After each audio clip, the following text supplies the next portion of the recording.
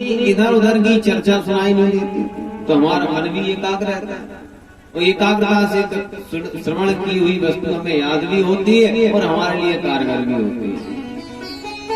कहा इसने ब्रह्म विद्या की चोरी की है, पीछे बैठ कर के कथा श्रवण की, मैं इसे नहीं छोड़ूंगा। जैसी त्रिशूल लेकर के दौड़ते हैं, सब कहीं दिखाई नहीं दिया, नेत्र बंद करके व्यास जी के आश्रम पर पहुंचते। व्यास जी के आश्रम में चारों तरफ ढूंढा, कहीं दिखाई नहीं दिया। भोले बाबा ने जैसे देखा, अरे ये तो व्यास जी की पत्नी गर्भ है, सोचा मैं इसको गर्भ ही नष्ट कर दूंगा। जैसे त्रिशूल लेके मारने दौड़ते, व्यास जी पैरों में गिर पड़ते। क्या कर रहे हैं? भोले बाबा ने कहा इसने ब्रह्म विद्या की चोरी की है। आज भोले बाबा को समझाने लगते, अरे प्रभुता बोध है, उसे क्या ज्ञान, क्या अच्छा और क्या बुरा है।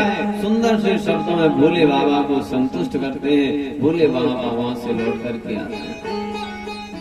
इधर धीरे धीरे व्यास जी के घर में सुखदेव जी का आगमन होता है। 12 वर्ष तक मातृ गर्भ में सुखदेव जी वास करते।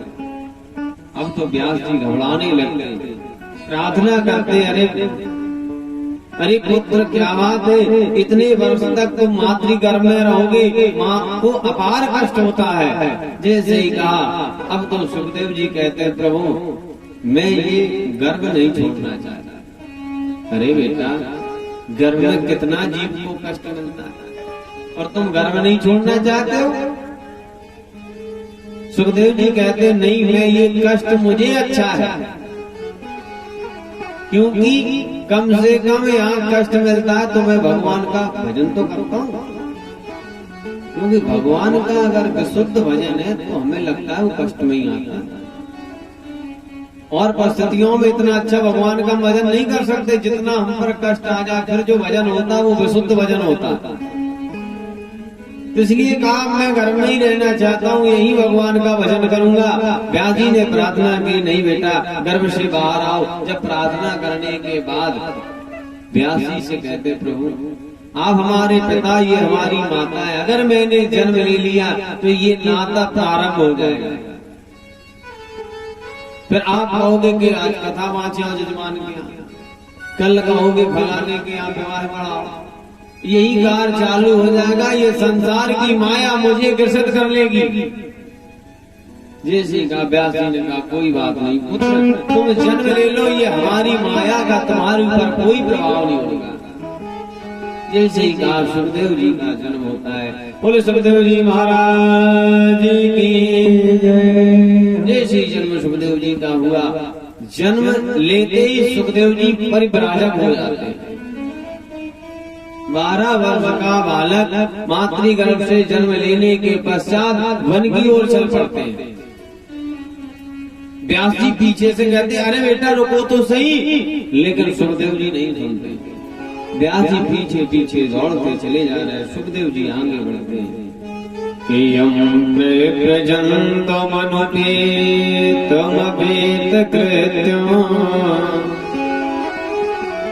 दुई पायनो बिरह का तरिया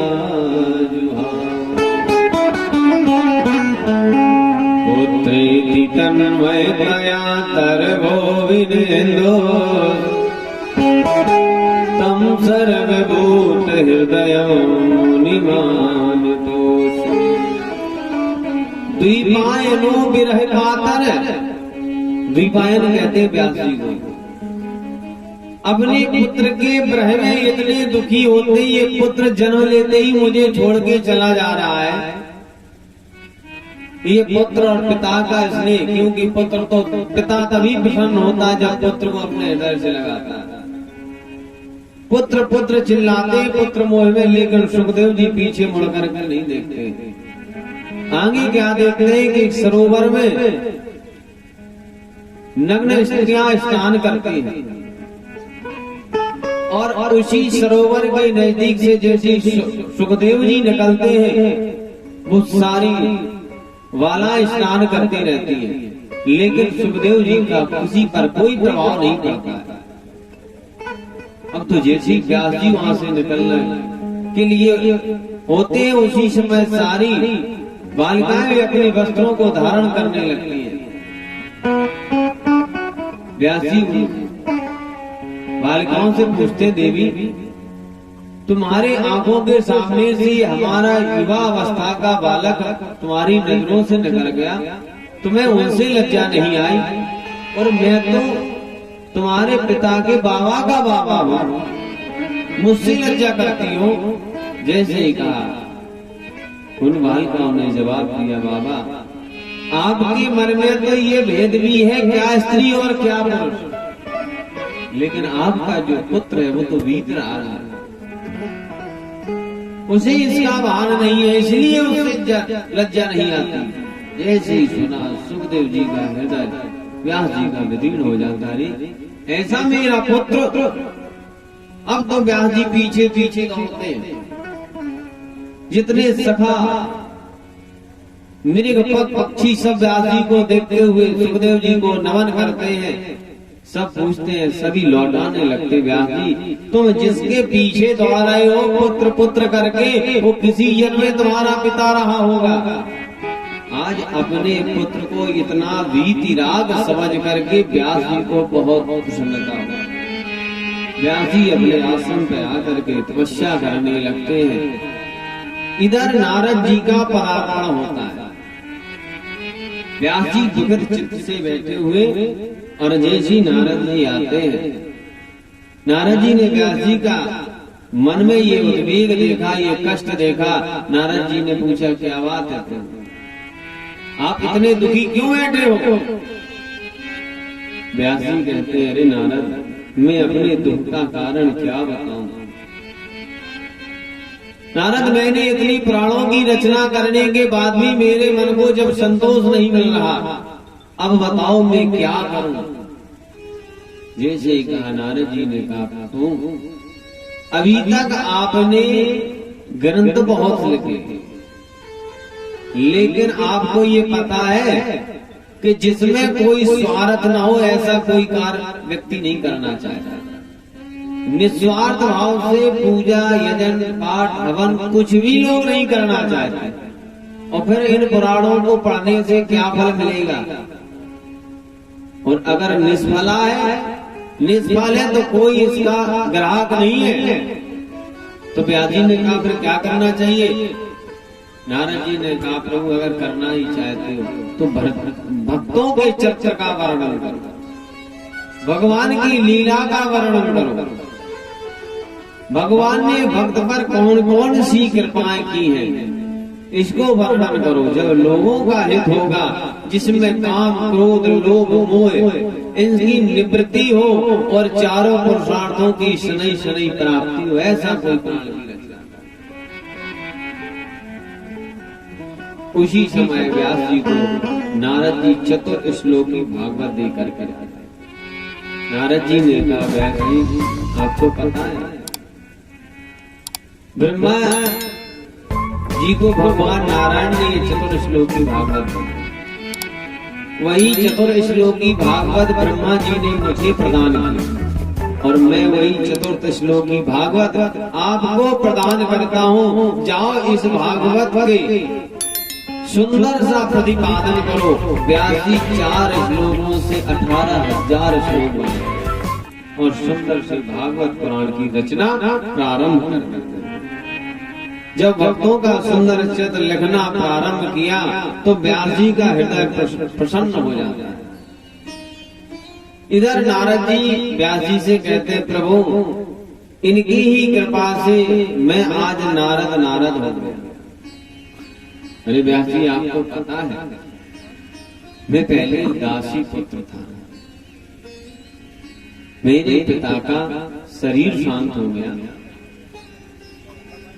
मेरी माँ का कोई सहारा नहीं रहा, मैं बहुत छोटा था तो मेरी माँ मेरे व्यवस्था उधर की व्यवस्था के लिए दरवाजे पर घर घर जाती और लोगों से भिक्षा मांग करके लाती। कोई किसी के यहाँ जाते हैं तो कोई बासा भोजन दे देता है, तो मैं और मेरी माँ उस बासे प्रसाद को पाते। किसी के यहाँ कोई आटा मांगने मेरी माँ जाती है तो लोग आटा नहीं देते, जो छानन का बर्तन बचता वो हमारी माँ को दे देते। मेरी माँ उसी से हमें टिक्कर बनाती, स्वयं पाती और मुझे खिला देती। और फिर जिसका कोई सहारा ना हो उसको कौन सहारा देगा? मेरी माँ को अपार कष्ट है, बहुत दुखी मेरी माँ रहती है। मेरी माँ को स्वयं से ज्यादा मेरी चिंता होती है। जब गांव के लोग दान देने से इनकार करने लगे तो मेरी माँ ने सोचा कि यहाँ नहीं रुकना चाहिए, किसी दूसरे ग्राम में जाना चाहिए। जबकि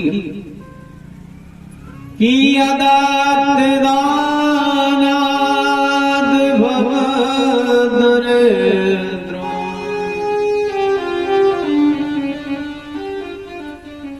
दानाद भव दरिद्रो, दरिद्र भावाग्र करोति पापम, पाप प्रभावाद नरकम प्रयान्ति, पुनर्दरिद्रो पुनरैव पापी।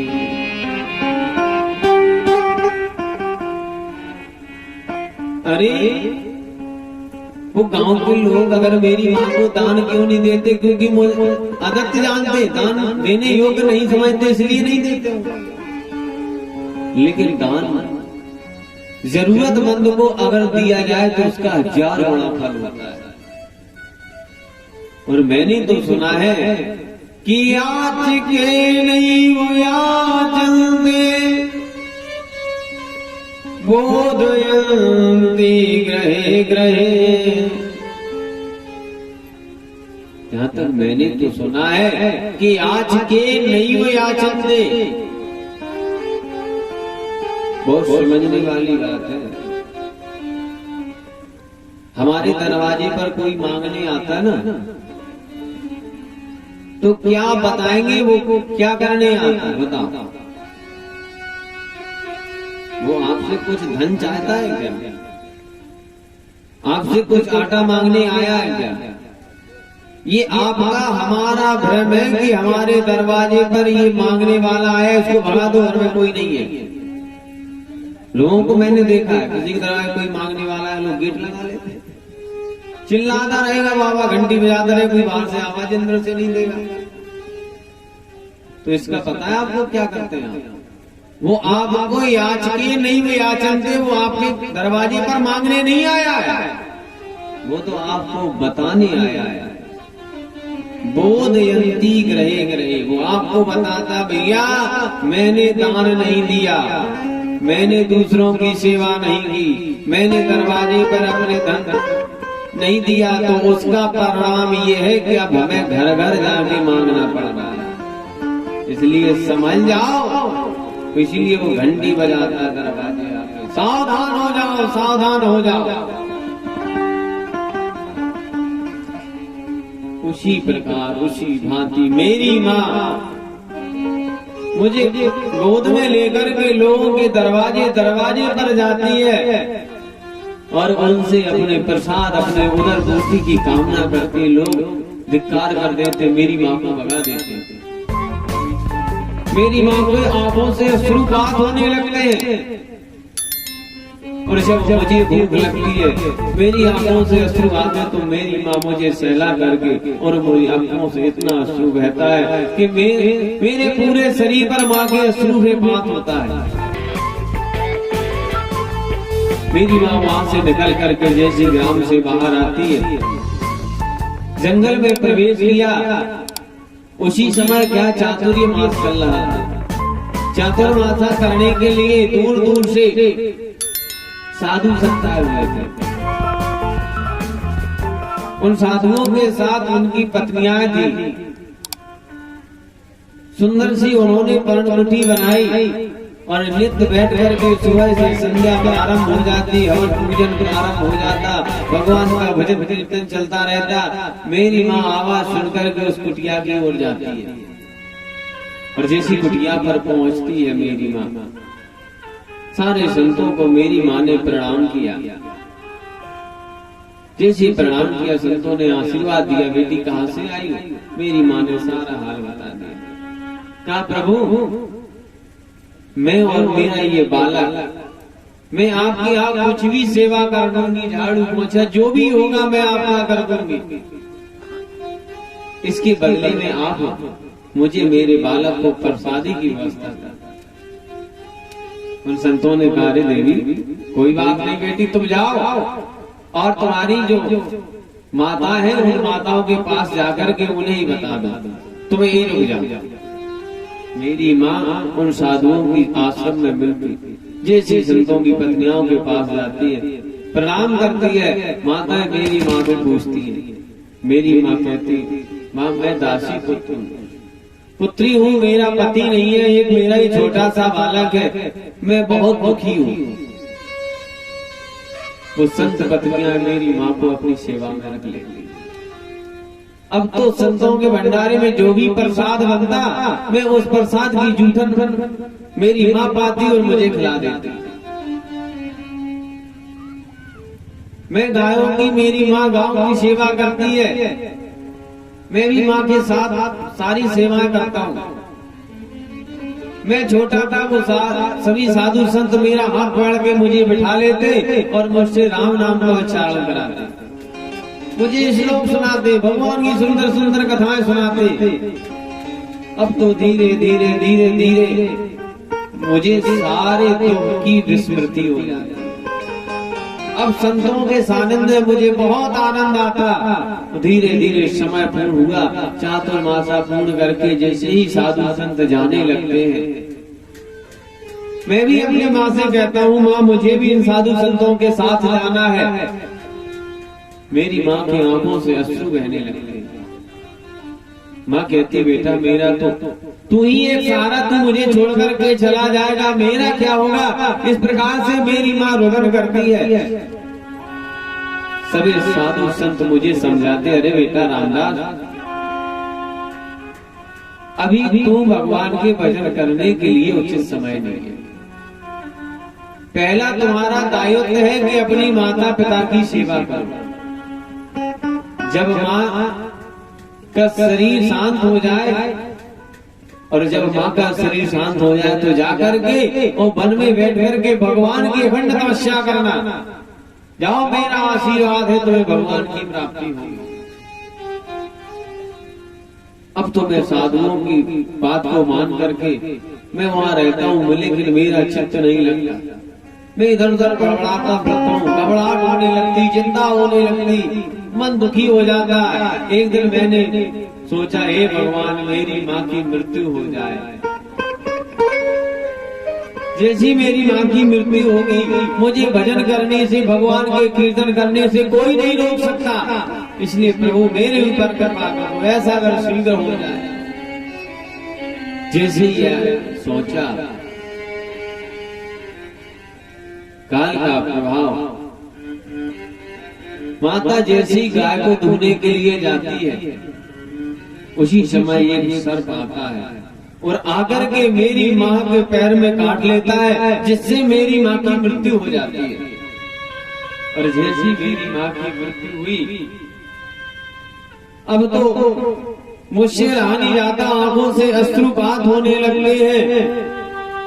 अब तो बार बार मेरे मन में वही चिंतन आता है, मैंने ये क्या किया। अब तो एक आंख से मेरे गर्म आंसू निकलते हैं और दूसरी आंख से मेरे ठंडे आंसू निकलते हैं। एक तो अंदर से दुख होता है कि जिस माँ ने मुझे पाल पोषण करके इतना बड़ा किया, और वो माँ मुझे छोड़ करके जा रही है। मैं इस माँ के बिना कैसे रहूंगा, ये मुझे चिंता होती है। और फिर जिस माँ ने मुझे बचपन से पाला, आज वही बाप मुझे छोड़ करके चली। अब मेरी चिंता कौन करेगा?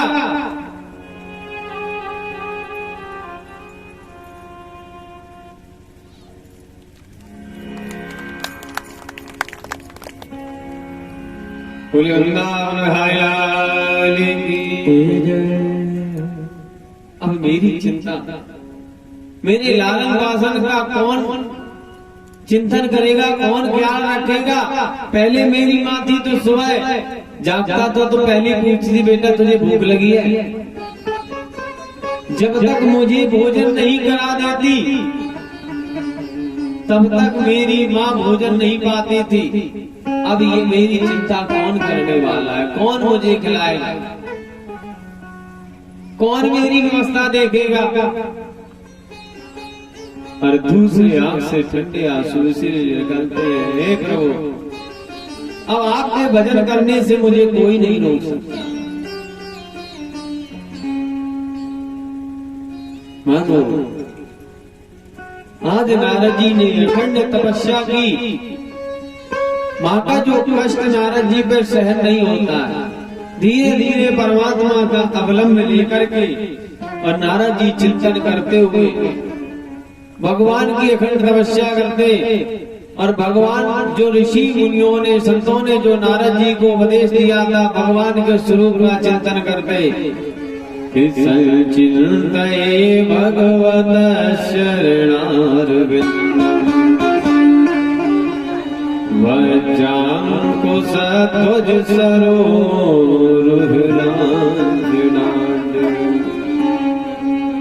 नारद जी के मन में चिंतन करते भगवान के पद कमलों का, भगवान के सुंदर कपोलों का चिंतन करते हुए जैसे ही नारद जी भगवान का अनन्य भाव से चिंतन करते, उसी समय भगवान क्या करते? जो हृदय में जाकी नारद जी के विराजमान है, भगवान उसको खींच लेते। नारद जी के नेत्र खुल जाते, देखते चारों तरफ, अरे जिसका मैं चिंतन कर रहा था, मेरे हृदय में था, वो कहाँ है? उसी समय आकाशवाणी हुई, अरे नारद तुम्हें दर्शन नहीं हो सकता। क्यों दर्शन नहीं हो सकता? बोले इसलिए दर्शन नहीं हो सकता कि जिस माँ ने तुम्हें 9 माह अपने गर्भ में रखा और उस माँ के लिए तुम्हारे ये विचार कि मेरी माँ की मृत्यु हो जाए, जिस माँ ने तुम्हारे लिए सब कुछ त्यागा। अरे नारद तुम्हें पता नहीं,